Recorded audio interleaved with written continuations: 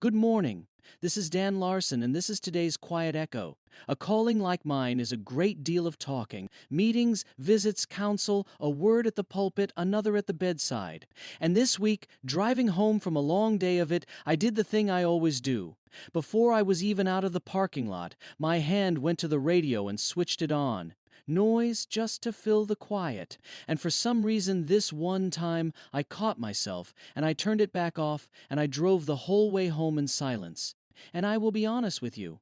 For the first few miles, it made me deeply uncomfortable. My hand kept drifting back toward the dial, the way a tongue keeps going to a sore tooth. I had to make myself leave it off. When did you last sit in silence? Real silence. Not asleep, not with a screen glowing in your hand, not with something playing in the next room, just still and quiet and awake on purpose for its own sake. I ask because I have been thinking about a very strange piece of music. On a summer evening in 1952, in a little wooden concert hall out in the woods near Woodstock, New York, a pianist named David Tudor walked out onto the stage, sat down at the piano, opened up his sheet music, and lowered the lid down over the keys. And then he did nothing at all. For 4 minutes and 33 seconds, he sat right there and played not one single note. There was the whole piece, written by a composer named John Cage. He gave it no name but its own length. 4.5 minutes of a man at a piano, not playing. The crowd did not know what to do with it. Some of them got angry. Some laughed. Some got up and walked out, their footsteps echoing down the aisle. They believed they had been handed silence, and they felt cheated of their evening. But here is what Cage was trying to show them, and it is the thing I simply cannot let go of. There is no such thing as silence. While Tudor sat up there doing nothing, you could hear the wind moving through the trees outside. In the second movement, rain began to patter on the roof. In the third, you could hear the people themselves, breathing, shifting in their seats, getting up to leave. The hall was not silent at all. It was full of sound. It had been full the entire time. They had simply never once stopped making their own noise long enough to hear it. Cage had learned this in the strangest way. A year before, he had gone into a special room at a university, a room built to erase every last sound on Earth. He walked in expecting to hear nothing whatsoever. Instead, he heard two sounds, one high and one low, and he asked the engineer what on earth they were. The high sound, he was told, was the noise of your own nervous system. And the low one, he said, was the sound of your blood moving through you. Even in the quietest room ever built by human hands, a living man could not find silence.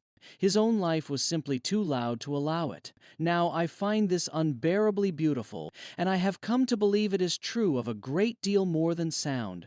Let me tell you something my calling has taught me slowly and against my own nature. I am a talker. When I sit down with someone in the very worst hour of their life, everything in me wants to fill the air up with words, to fix it, to explain it, to say the one right comforting thing.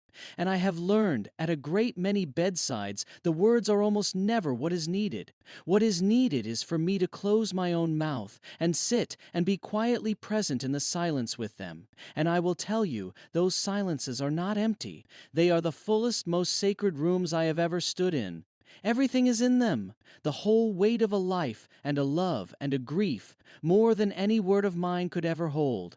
And the two of us just sit and let it be there, together. You would not dare to fill a silence like the ones I mean with idle noise. We are so afraid of the quiet. We fill it, every last scrap of it, with noise and screens and busyness and words. My own hand, reaching for the radio before the car was even in gear. And I wonder what it is we are so afraid we are going to hear if we ever truly stop, because I do not think it is nothing. I think like Cage alone in his silent room, we are afraid of what we will finally hear if we go quiet enough, all the things we have spent this noise outrunning, the grief we have not sat down with, the question we keep on not answering, the still small thing underneath it all, which only ever speaks once everything else has gone quiet. So here is my quiet question for your weekend, and it is a literal one. Go and find yourself 4 minutes and 33 seconds of silence.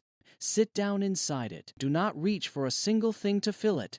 And just listen to what your own life sounds like when you finally stop drowning it out. I think you will find it was never once empty. I think it was quietly full the whole time. You only have to stop playing your own noise long enough to hear it. The front porch is open, but first, if you would, try the quiet question.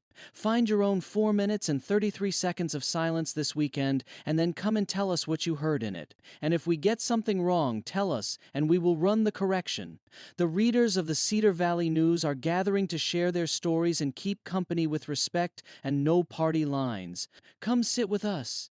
I will put the link in the show notes. This is Dan Larson, your host for today's Quiet Echo. Thanks for listening. Quiet Echo is part of the fictional Cedar Valley News series, written by Evan Swenson, publisher, and Claude Marshall, AI developmental editor.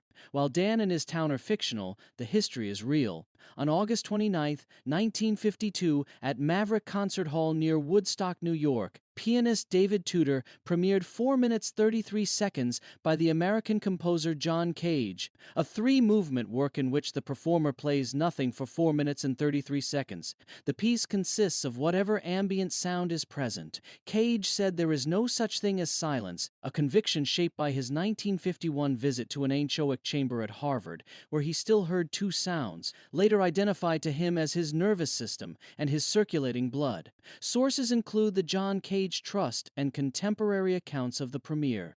You've been listening to the Cedar Valley News Podcast, where small-town voices meet the headlines shaping our world. From faith and family to front porches and fields. We'll be back with more stories connecting real lives to real events.